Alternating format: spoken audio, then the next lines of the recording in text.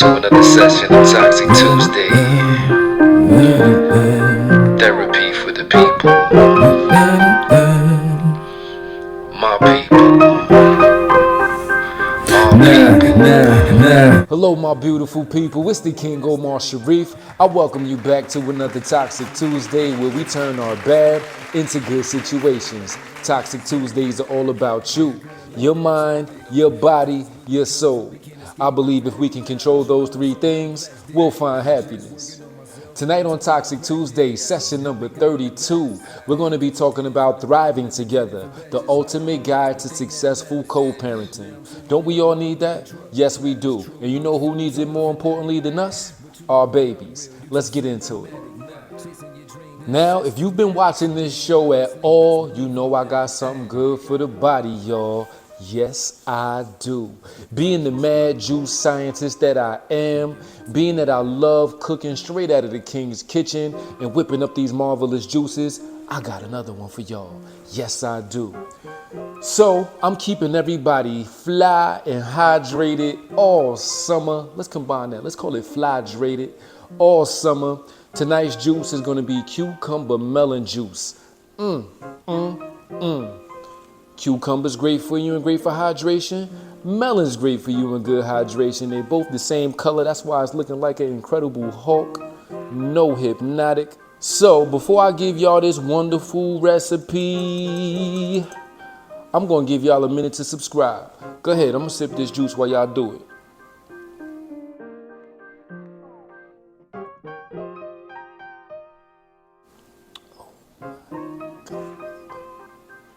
The Creator is so good, y'all. So good. And this juice is so good, y'all. So good. Are y'all finished subscribing? I tried to give y'all a few seconds to go ahead and do that before I give y'all these ingredients now. You're going to thank me later. You and your family.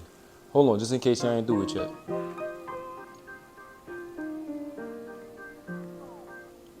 Wow. All right, so it's simple, y'all. I'm sure you've subscribed by now. That helps me grow. That helps you grow as well as we grow together. And that's a beautiful thing. So also hit that notification bell, all right? So you know when it's Toxic Tuesday and when I'm dropping these shorts, bing, ding, or however it sounds, you're getting alerted. So all I did was cut up one cucumber. I took that skin off first. You got to get the skin off the cucumber, right? Whether you got a peeler, whether you got a knife with that steady hand, I do suggest a peeler. Go ahead and peel that cucumber. Get you a nice slice of melon. I didn't slice a big piece, so don't go crazy with the melon. I would say maybe about a quarter of the melon. You can use more. It's up to you, y'all. Then I put it in the blender. 2 bottles of spring water. Add that honey to your liking. It's on the money. To your liking. Trust me, y'all. So stay hydrated this summer. It's very important. Do your body some justice. Keep it clean. Keep it nourished. And that's love. For the entire month of June, this is going to be episode 1 of Thriving Together. From the Heart of a Father is the name of the entire series. Thriving together and being better co-parents is my goal for all of us. There's plenty of problems that co-parents face. I just wanted to address those problems and hopefully come up with some solutions. Now, being that we're going to be doing this in a 4-part series for the entire month of June, I encourage you to leave comments, to message me. You can find me at thekingomarsharif on Instagram, Omar Sharif. You'll see the King Omar Sharif in parentheses on Facebook, TikTok at thekingomarsharif. Follow me. Give me messages. You can also Gmail me at thekingomarsharif@gmail. And give me your questions. Let me know if you want to be on the show. I'm open to that. Ladies, this is not just all about a man's perspective, okay? Yes, this is from the heart of a father, but I would love to have your ideas, your thoughts, your experiences as well, okay? This is all about growing together. So let's make sure we do that. So I chose this for the month of June because I have my own co-parenting issues, all right?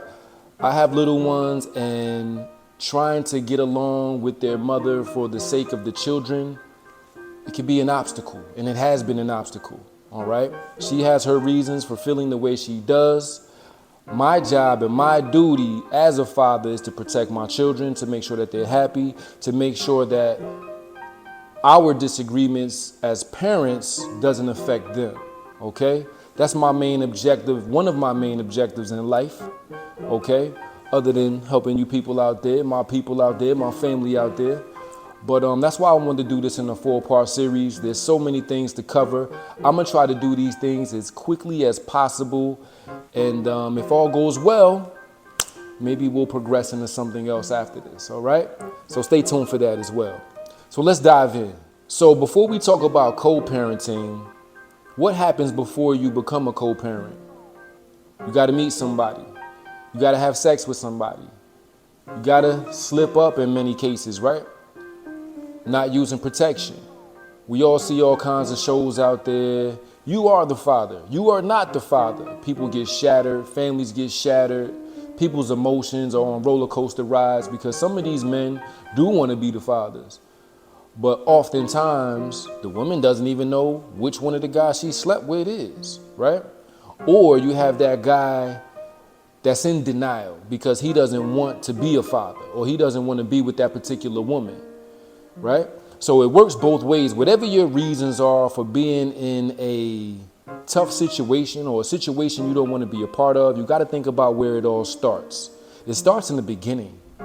Now, in my love lives, yes, that's plural, I've made mistakes.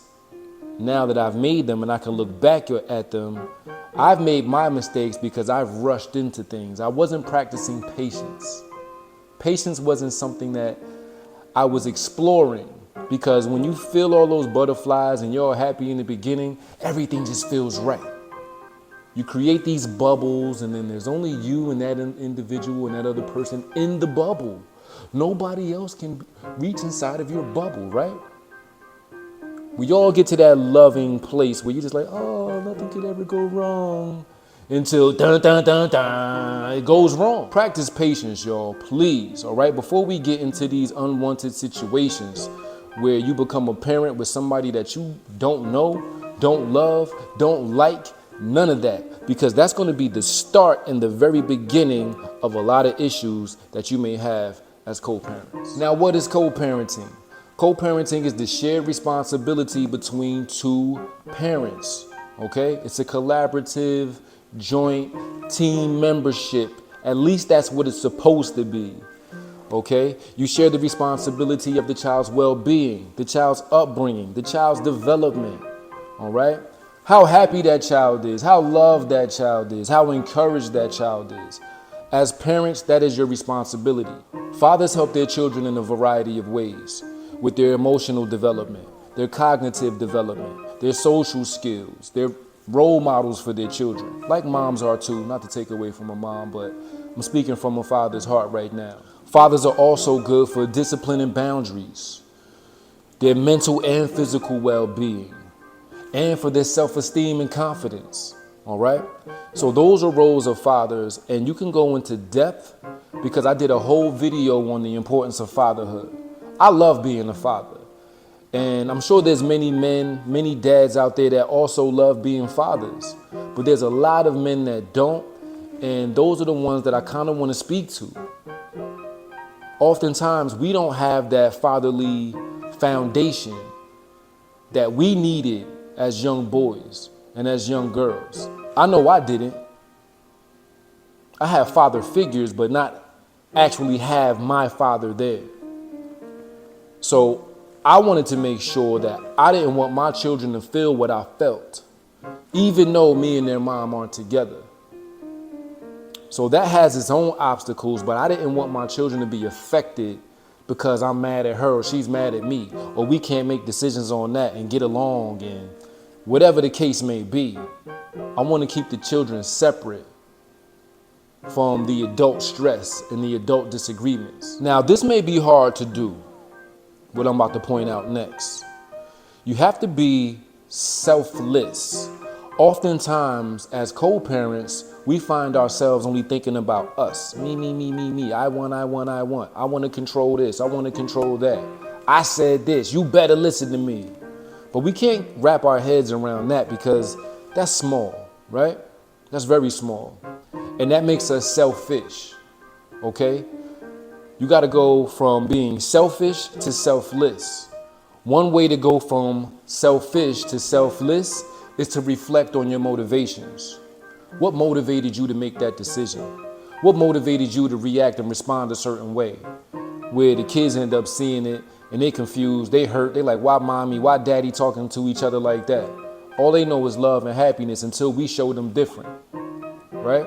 So before we react and respond or say something that the children have no business seeing, we got to stop and think. And it's not easy to do, but like I just mentioned, we have to practice these things. So if you see yourself going left and you know you want to be on the right side of things, you got to stop yourself and say, okay, what's my motivation for saying what I'm saying? Is this something that's I'm doing just to say that I got control over this situation? Or is it going to benefit the children in the best way? Think about that. Always think about the children first. When you do that, that'll allow you to focus on your child's needs. That'll allow you to be more of a nurturer. That'll allow you to have them in a safer environment, a healthier environment.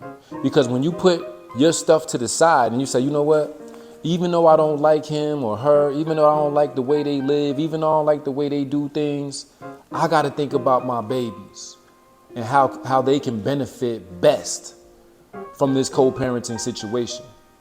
So put your own stuff to the side. Put that nonsense to the side. Put that hate to the side. Put all that back and forth talk to the side. At the end of the day, it don't matter. It don't matter. It don't matter. And if y'all are going to get back together, going back and forth like that is not going to help.